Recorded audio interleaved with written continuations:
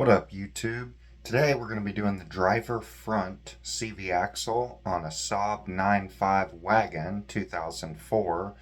So stay tuned for that. Go ahead and hit that subscribe button and we'll get started. I do also want to throw out there that we have the brakes removed for this video because we did the brakes. If you want to see the brakes, I'll go ahead and put a link to that up here.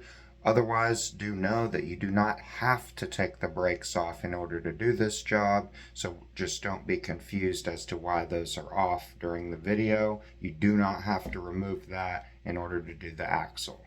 Let's get started.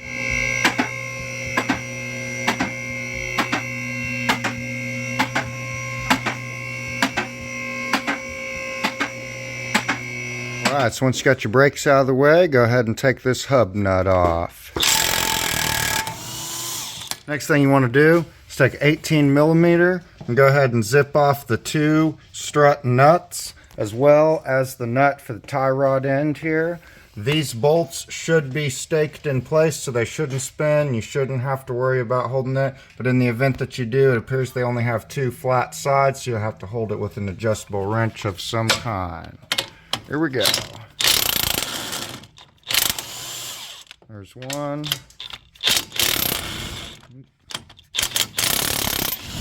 There's two.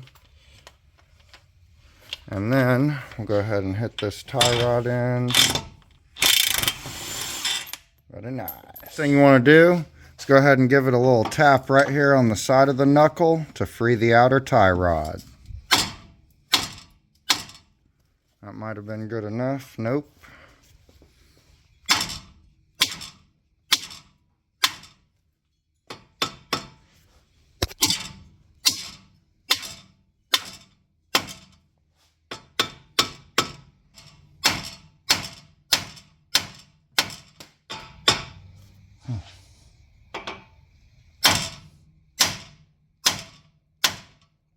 Went ahead and gave this top bolt a tap, and if you see that there's splines here, that's what I meant by staked in. That means that the it's going to lock in and then it's not going to spin when you try to loosen the nut. So now Steve's going to wiggle in and out on this top part of the knuckle here while pulling on the bolts at the same time, and that should free them both up. They need a little tap if they get too stuck, but now we got ours out here.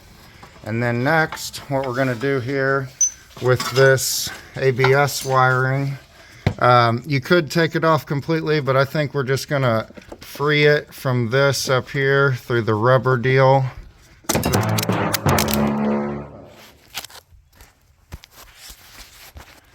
Pardon that.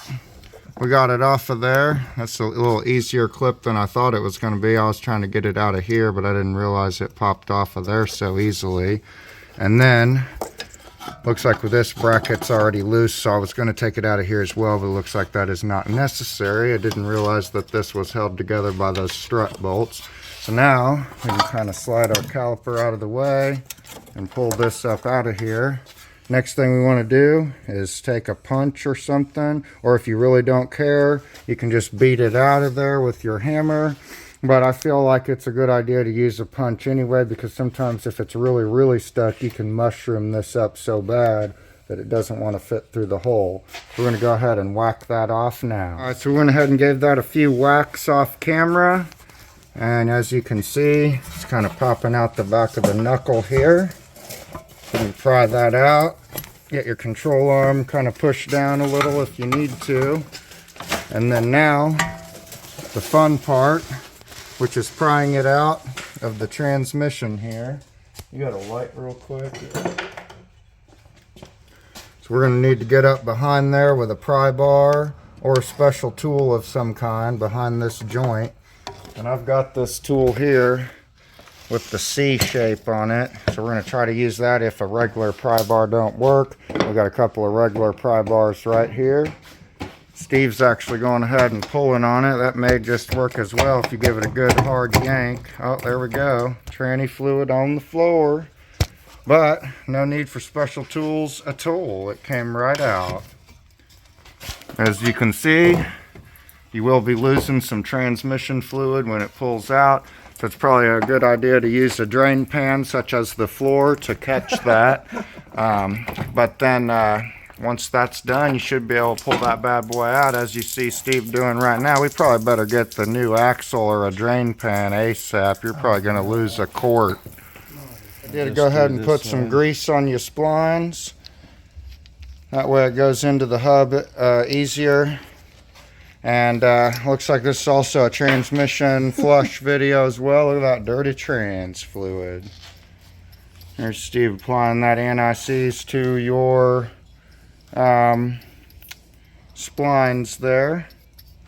If you want to go crazy, you can put them in these splines as well. It didn't come out too bad, but that's going to make sure that if it gets replaced again, that we have a similar result. All right, we got Steve taking the axle, and we're going to go ahead and push it into the transmission. And then you got to give it a couple of hard bumps against the inner joint. There you go. Now it's all the way in.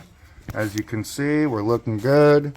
And we're not really dripping trans fluid anymore, other than what's already kind of dripping off of the body of the trans there. Probably lost roughly 1 quart of fluid. And of course you want to clean that off. All right, next thing you want to do is kind of pull down on the control arm and angle that inner joint into the hub here. And then it should slide through the splines if you give it a little bit of a wiggle.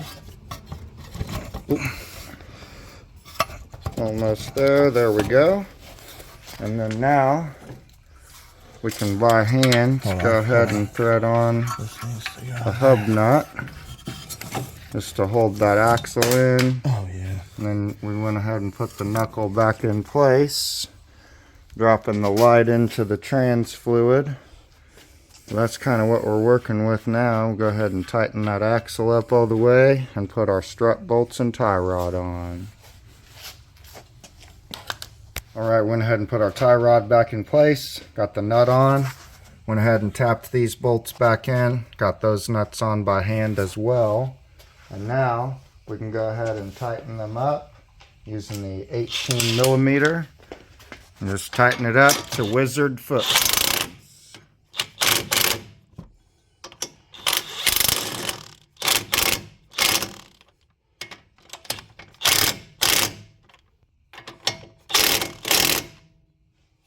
Tie rod. Oh, yeah.